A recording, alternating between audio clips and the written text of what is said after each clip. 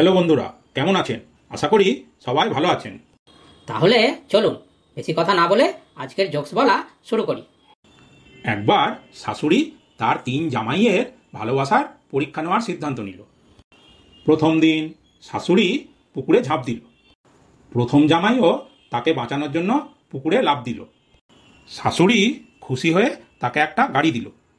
দ্বিতীয় দিন শাশুড়ি আবার পুকুরে ঝাঁপ দিল।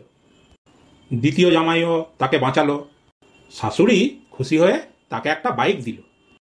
তৃতীয় দিন শাশুড়ি আবার পুকুরে ঝাঁপ দিল।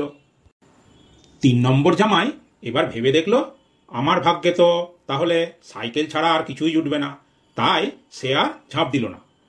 ফলে শাশুড়ি ডুবে মরে গেল। পরের দিন শ্বশুর খুশি হয়ে তাকে একটা BMW কার উপহার দিল। একবার কলেজ থেকে সব শিক্ষকদের বিদেশে ঘুরতে নিয়ে যাওয়ার আয়োজন করা হলো। তো সবাই এসে প্লেনে উঠে পড়ল।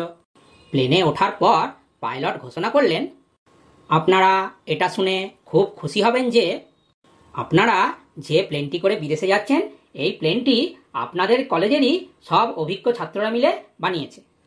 এটা শোনার পরই সব শিক্ষক তাড়াহুড়ো করে প্লেন থেকে নেমে গেল, এই ভেবে যে প্লেনটা যদি আকাশে ওড়ার পর ক্র্যাশ হয়ে যায়।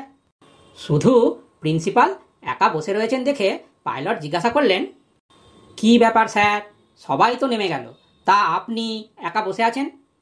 সঙ্গে সঙ্গে প্রিন্সিপাল বললেন, আমার বিশ্বাসটা একটু বেশি।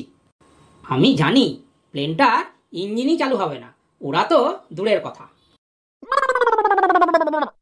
আমি একজন উকিল, তাই আমার 7টা সাদা জামা আর 2টো কালো কোট আছে।